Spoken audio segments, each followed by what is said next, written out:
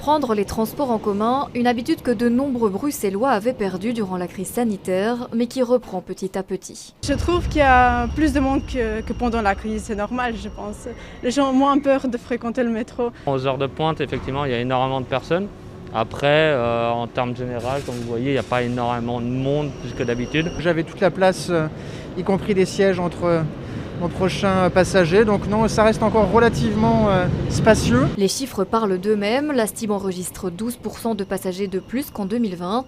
Durant les fêtes et les week-ends, le taux de fréquentation a même été jusqu'à 90% de sa capacité, mais pas de quoi s'inquiéter. Il peut y avoir un pic de CO2 quand il y a vraiment beaucoup de gens, mais ce pic de CO2 va durer très peu de temps puisque à la première ouverture de porte, l'air sera renouvelé.